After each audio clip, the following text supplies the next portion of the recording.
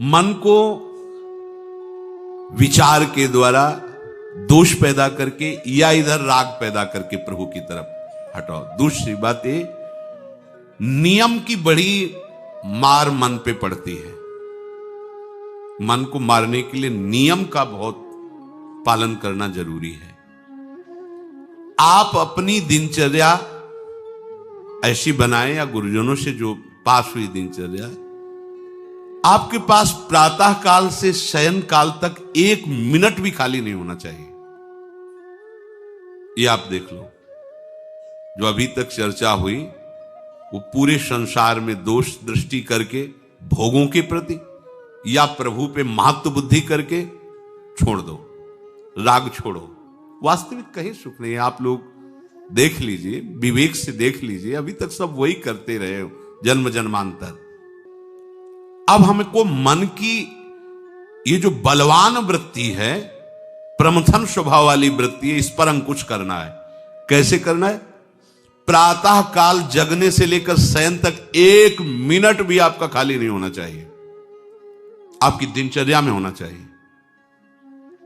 नियमित दिनचर्या बनवा लीजिए या बना लीजिए अपने बड़ों से, अपने पूज्यजनों से पास। हमारी ये दिनचर्या जीवन में उसका उल्लंघन नहीं होना चाहिए। ऐसी दिनचर्या नहीं, कागज वाली दिनचर्या नहीं, आपकी वास्तविक दिनचर्या जो है वही होनी चाहिए। जिस समय जो आदेश हुआ है कार्य का, आपको उसी समय वही कार्य करना है।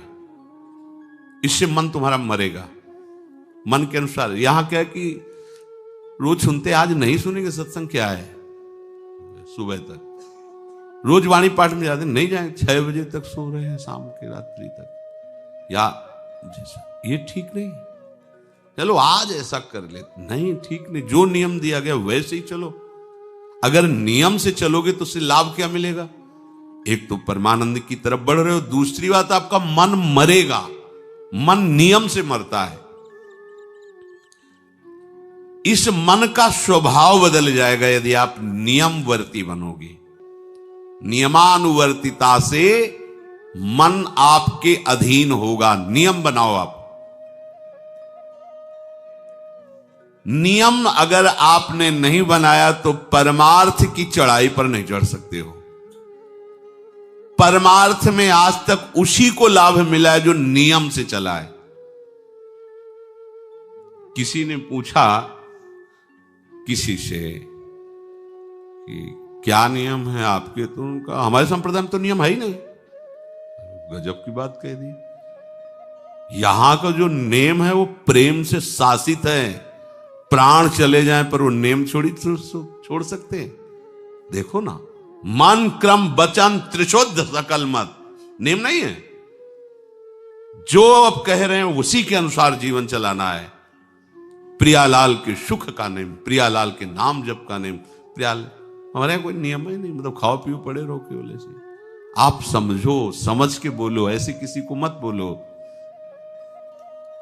परमार्थ में आज तक जिसको भी लाभ मिला है और नियम से चलने वाले को प्राप्त हुआ है।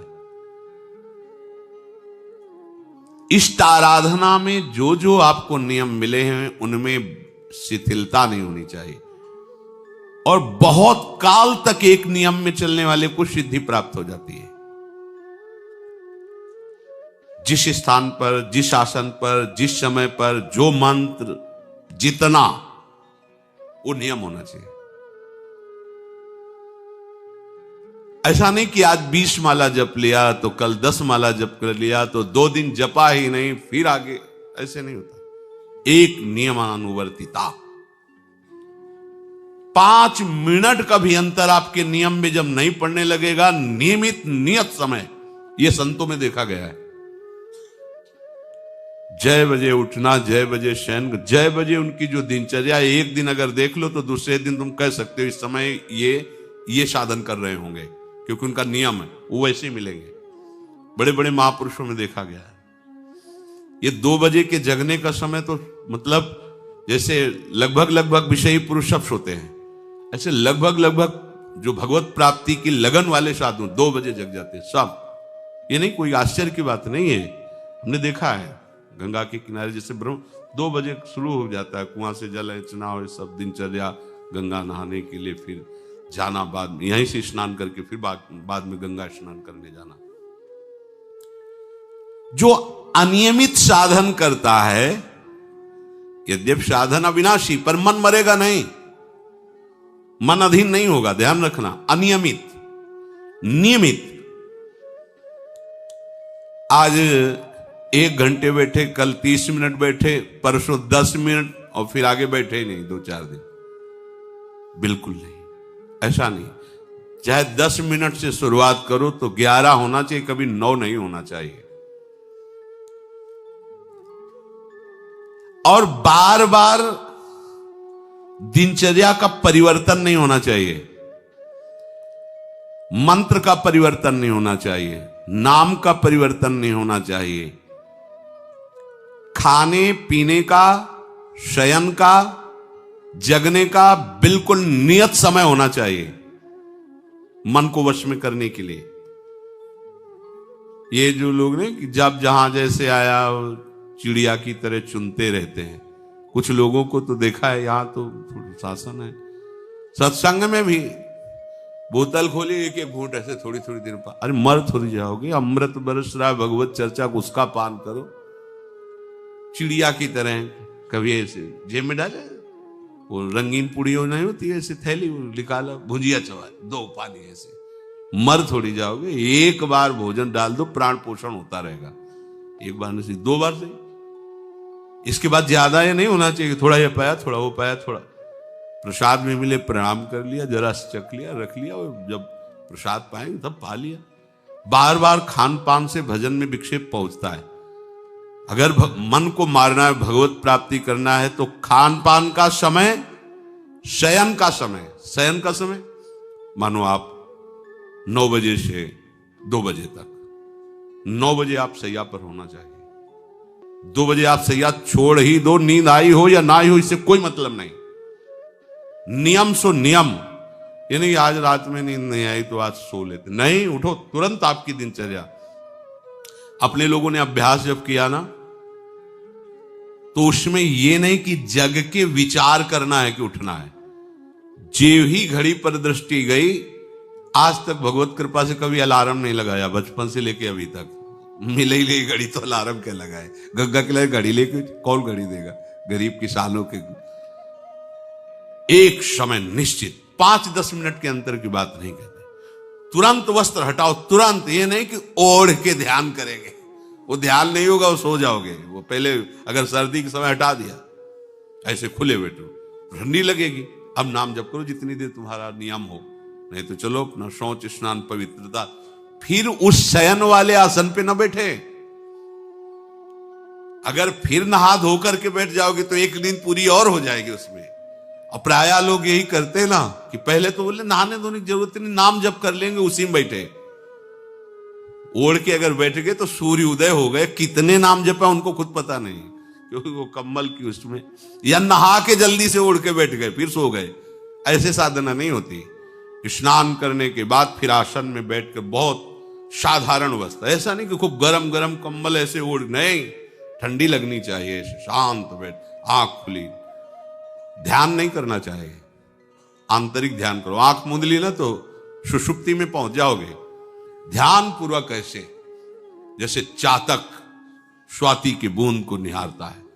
भागवत में आया कि कैसे सुरता होना चाहिए, वक्ता के प्रति चातक दृष्टि से देखते हुए एक एक शब्द श्रवण इंद्री से वो पान कर रहा है, ऐसे शांत तो एकदम देखते हुए ऐसे पान। श्रुता सोई परम सुजान, सुनत चित रति करे।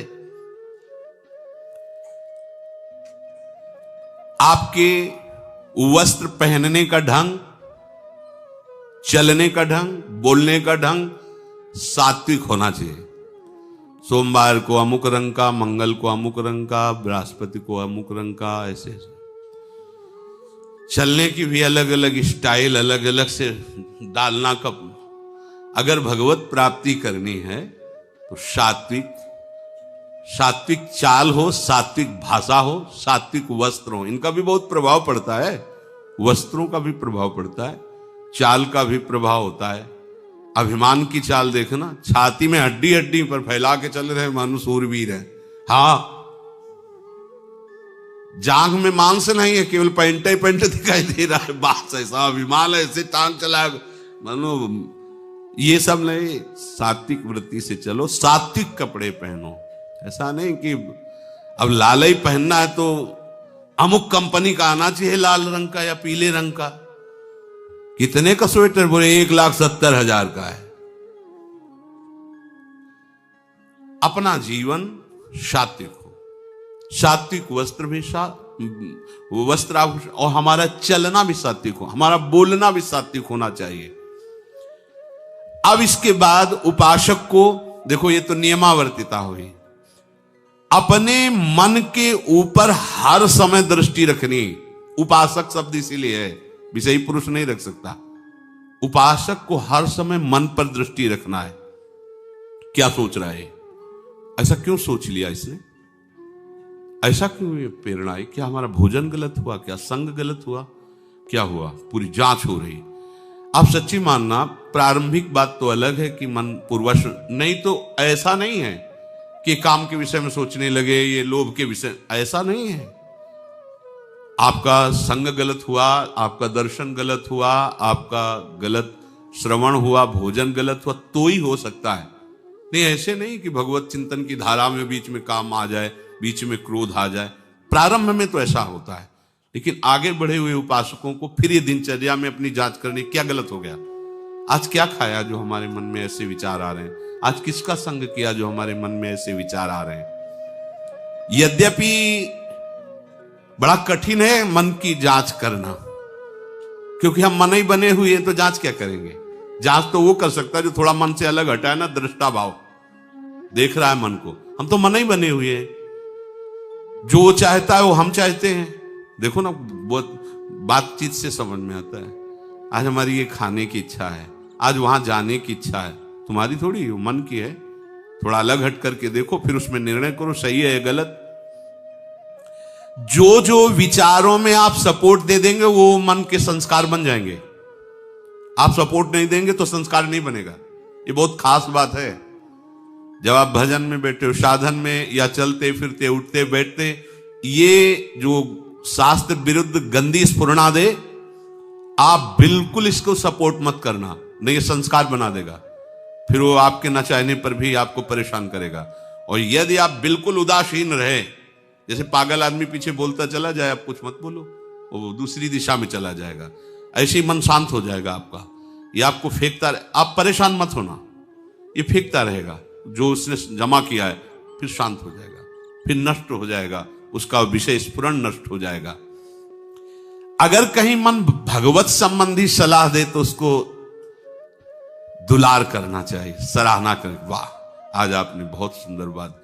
मन आपको कभी कभी अच्छी सलाह दे, और जहां आपको बुरी सलाह देने लगे तो फिर उसको धिक्कार दो कि प्रभु से बढ़कर तुमको ये लगा, प्रभु के नाम रूप से बढ़कर लगा। अंदर होना चाहिए, बाहर भले मत। ऐसे होगे ना, वो सुधरने लगेगा। बस ये अच्छे से ध्यान रखो, जब ये गलत प्रेरणा करे तो या तो एकदम उदासीन, और या फिर इसको डांट लगा दो, प्रभु की तरफ चलना है, क्या गंदी बात अंदर। नहीं नहीं, अभ्यास से मन असत कार्यों को छोड़कर भगवत कार्यों में लगने लगेगा। धीरे धीरे जब इसको स्वाद मिलेगा तो पूरा का पूरा ये आपके अधीन होने लगेगा। ऐसा नहीं है कि मन वश में नहीं, मन वश में की वश की बात, मन की ताकत नहीं होती कि विषयों में चला जाए। आप करके तो देखो भजन, नहीं ऐसा होता तो पूरा जीवन बर्बाद हो जाए। फिर जो मन ही वश में नहीं होता फिर क्या? नहीं, ऐसा नहीं। पूरे जीवन को पढ़ा है। साधु की सबसे बड़ी पढ़ाई मन की होती है, वो मन को पढ़ता है। पूरे जीवन मन को पढ़ा है उसने, देखा है मन अब क्या परिवर्तन, अब क्या परिवर्तन, अब क्या स्थिति, अब क्या स्थिति। सच्ची मानिए, एक दिन मन मनमोहन बनकर के अनुभव करा देता है। कहीं और अनुभव नहीं होता, इसी में अनुभव होता है। निहाल कर देता है, धन्य धन्य कर देता है। बस इसके असत वासनाओं, असत चेष्टाओं, असत स्फुरणाओं का आप साथ न दें तो ये आपसे अलग हो नहीं सकता, ये भगवदानंद में डुबो देगा। इसे अधिक से अधिक भगवत चर्चा सुनाओ, इसे अधिक से अधिक प्रभु की छवि के दर्शन कराओ। देखो, भरो, मन में भरो, खूब भगवत चर्चा करो। प्रभु की श्री विग्रह, आप जिस कमरे में शयन करते हो उस कमरे में कहीं भी कोई सांसारिकता नहीं होनी चाहिए। परिवार की फोटो या किसी अन्य आकर्षणकारी वैभवशाली की फोटो, ऐसा नहीं, या कोई अपने आराध्य देव गुरुदेव संत भगवान, एक से एक भगवत प्रेमी महात्मा, उनकी संतों की छवि, प्रियालाल की छवि, जिधर दृष्टि जाए भगवत स्मृति में लगा दे। उठते बैठते अपना तो कमरा अंदर से ऐसा ही होना चाहिए, पूरे कमरे में नाम लिख लो, राधा राधा राधा वल्लभ श्री राधा राधा राधा राधा, या लिखी हुई टांग, बहुत आपको लाभ मिलेगा। जिधर अब राधा राधा राधा अखंड स्मृति, और उस जो आपका वास्तविक साधन कक्ष हो, शयन कक्ष हो, अगर ऐसा हो जाए तो बहुत बढ़िया है।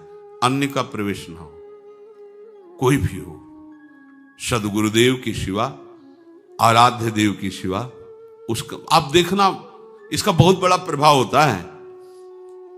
कई बार इस बात का अनुभव हुआ कि जैसे बाहर मन विक्षिप्त हो गया किसी बात से, किसी उपासक से, और जे भी एकदम जैसे एकदम बदल गई व्यक्ति, और भजन बड़ी तीव्रता से होने, क्योंकि वहां परमाणु भजन के वो भागवती कक्ष होता है। इसके लिए भाई जी ने भी सावधान किया है। अगर ऐसा हो जाए तो मान लो असुविधा है तो कोई बात नहीं, अगर ऐसा हो जाए कि भगवत मार्ग के पथिक का जो वास स्थल है, जहां वो शयन करता है, बैठता है, उसमें सांसारिक पुरुषों का प्रवेश ना हो। इसलिए हो सकता शब्द लगाएगा, एक ही परिवार में रहते हो, आप ऐसा झगड़ा करोगे कि हमारे कमरे में ना जाए कोई रिश्ते नातेदार या अन्य परिवार के सदस्य, कठिन हो जाएगा। अगर हो सकता हो तो भगवत प्रेमी महात्मा के सिवा, भगवत भजन करने वाले के सिवा प्रवेश न हो, तो आप देखो कि उस कमरे में ऐसी परमाणु आ जाएगी कि आपका मन वहां प्रवेश करते ही भजन में लगने लगेगा, बड़ी शांति का अनुभव होगा। इसे खूब भगवत चर्चा सुनाओ, भगवत चर्चा करो, और भगवत श्री विग्रह के दर्शन कराओ, बड़ा लाभ मिलता है। जिसे आप जहां शयन कर रहे हो, सामने अगर अपने आराध्य देव की छवि हो ना, बार बार बार बार दर्शन का शौक, और कभी कभी तन्मयता एकाग्रता करते हुए अगर शयन कर जाओ तो स्वप्न में वही छवि के दर्शन करते हुए पाया जाता है। एकाग्रता का बड़ा महत्व है। अगर आप नाम में एकाग्र करके सो जाओ तो आप देखो जगते समय आपकी वही नाम चलता मिलेगा। मन के कहने में कभी अपने आप को मत फंसाओ। मन लोभी, मन लालची, मन चंचल, मन चोर, मन के मत चलिए नहीं, ये पल पल में कुछ और, ये भटकाता रहता है। जब तक ये प्रभु की तरफ आपको प्रेरित ना करे तब तक इसको अपना दुश्मन मानकर इसका विरोध ही करते रहिएगा। मन का जैसे अपने दुश्मन के प्रत्येक कार्य पर निगरानी करने वाला दुश्मन के प्रहार से बच जाता है, क्योंकि हर क्षण वो सावधान रहता है, वैसे ही जो उपासक मन पर नजर रखकर इसे दुश्मन के भाव से देखता है वो सावधान रहता है और मन के प्रहार से बच जाता है। जहां कहीं ये उल्टा आपको ले जाने के लिए करे, बस इसकी सुनना नहीं, बिल्कुल इसके विरोध में हो जाना।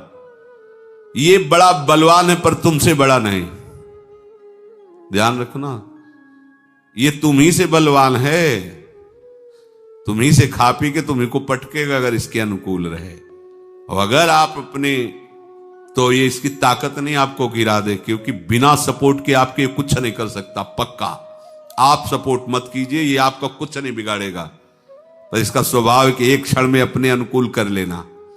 जहां दिखाया हम आपको ऐसा सुख प्रदान करेंगे, जल रहे हो ना, अभी आनंदित हो जाओगे तो आप दस्तखत कर दोगे, जी बस वो ले गया। आपके दस्तखत के बिना कुछ नहीं कर सकता। कई बार इससे उपासक को हारना होगा, क्योंकि बताया नहीं वो दस्तखत करवा लेगा। पर तुम साहस मत छोड़ना इसके परास्त करने का। सैकड़ों बार ये हराता है। सच्चा उपासक वही है कि गिर करके, हार करके भी उसको हराने का उत्साह न छोड़े। ये हरा देता है, बहुत बार हरा देता है, क्योंकि पूर्वाभ्यासी बहुत दांव पेच जानता है। हमको अपने अधीन किए रहता, कई बार तो ऐसे ढंग से हराता है कि समझे नहीं आता कि मुझे हरा रहा था क्या। जब हार गए तब लगता है हाँ हार तो गए, इसका मतलब हमको हरा रहा था। हिम्मत मत हारना, जीत तुम्हारी होगी, क्योंकि तुम प्रभु के सीधे अंश हो और ये तुम्हारी ताकत से बलवान हो रहा है। दृढ़ता से लड़ो तो दिन दिन तुम्हारा बल बढ़ेगा और मन का बल घटेगा, और यदि इसका सपोर्ट करते रहोगे तो इसका बल बढ़ेगा, तुम्हारा घटेगा। तुम इस पर जिस दिन विजयी हो गए तो ये मन न रहकर श्री कृष्ण हो जाएगा। पर ध्यान रखना, ये बहुत चतुर है। ये कभी डरवाएगा तुमको, फिर अपने अधीन करेगा। ऐसा ही होता है। कभी फुसलाएगा, कभी लालच देगा, कभी बड़े सुख का प्रलोभन देगा, परंतु तुम इसके धोखे में मत आना। भूल कर इसका विश्वास न करना। अपनी हिम्मत टूटने न पावे, लड़ने में कमी न होने पावे, इससे लड़ाई लड़नी। यहां मन से तो लड़ते नहीं, बाहर झगड़ा करते घूम रहे। इससे लड़ो, ये बेईमान जो हमको परास्त कर रहा है, अंत में आप देखोगे आपकी आज्ञा पर खड़ा हो जाएगा हाथ जोड़। अब जैसा ये विश्वासी सेवक बन जाएगा। मन को कभी निकम्मा मत रहने दो। अब तो सब हो गया, वाणी पाठ भी हो गया सब। 3 घंटे तो कोई बात है नहीं, 3:30 बजे शाम के जाना है। 3 घंटे में वो इतना मसाला एकत्रित कर देगा कि 3 महीने में तुम सत्संग के द्वारा उतना सामग्री नहीं एकत्रित कर पाओगे उसको हराने के लिए। बहुत चतुर है, इसको खाली मत रहो। एक आदमी ने भूत सिद्ध किया, भूत सिद्ध हो गया। भूत ने कहा कि काम बताओ हमें, अमुक काम, एक क्षण में कराया। और बताओ, और क्या बताएं? बोले काम नहीं बताओगे तो उठाक पटक देंगे तुम्हें, हम तुम्हें मार देंगे हम। वो जो भूत सिद्ध करने के लिए मंत्र दिया था, वो गुरु के पास गया, बोले महाराज वो तो कह रहा मार डालेंगे अगर काम नहीं बताओगे। ठीक है, एक लंबा बांस खड़ा कर दिया और कहा इस भूत को आदेश करो, इस पे उतरो चढ़ो, जब तक हम कोई काम ना बताएं तो यही तुम्हारे ऊपर का। बस ऐसे ही मन भूत है, उठाक पटक देगा आपको किसी न किसी विषय में। इसको काम बताओ, क्या राधे श्याम राधे श्याम राधे श्याम, चढ़ते उतरते रहो, इसे नाम में चलते रहो। जब और कोई काम होगा तो बताएंगे, चलो सेवा कर लो, बाड़ी पाठ कर लो, नहीं है ना राधे श्याम राधे श्याम राधे श्याम। पक्का समझो भूत है, मार देगा तुम्हें। अगर राधे श्याम रूपी बांस में इसे चढ़ाओगे, उतारोगे नहीं तो पटक देगा किसी न किसी विषय में, फिर छाती जलेगी, दिमाग खराब होगा, डिप्रेशन में पहुंच जाओगे। ये ऐसे ऐसे कर्म करवा देता है कि लगता है अब भी इसकी जरूरत है। प्रभु के होके, प्रभु का नाम जप करके, प्रभु के मार्ग में अब भी इसकी जरूरत है। जो तुमने किया, जो तुमने सोचा, जो तुम सोच रहे हो, इसकी जरूरत है। बहुत सावधान, नाम कभी छूटे ना इसको। उसमें ये निकम्मा मन बर्बाद कर देता है। निकम्मा रहोगे तो इधर उधर की बातें सोचेगा। एक और बात बता दे, जब तक नींद ना आवे तब तक लेट करके भजन मत करना। किडनी थोड़ी खराब है तुम्हारी कि तुम्हें बैठने में परेशानी।